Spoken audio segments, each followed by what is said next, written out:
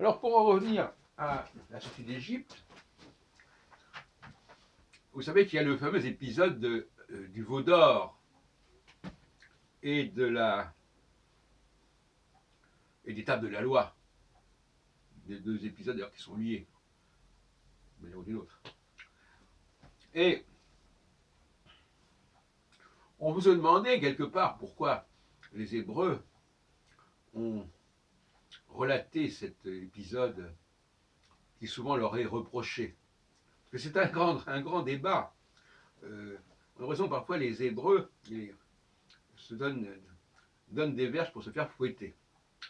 En réalité, comme l'a montré d'ailleurs Thomas Römer pour certaines choses, en réalité, euh,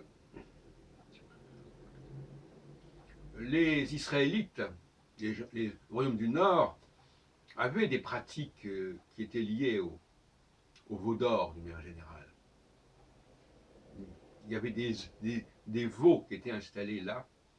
Et si on considère, comme je le pense, qu'ils sont les auteurs, que les rédacteurs de l'Exode sont en grande partie à la solde du royaume d'Israël, et que ce récit de la sortie d'Égypte n'est jamais qu'un calque de retour des Judéens sous le règne du roi de Perse Cyrus, eh bien, il ne faut pas être surpris par la présence de ce veau d'or qui était assez en rapport avec les pratiques religieuses du royaume d'Israël, après la mort évidemment de Salomon.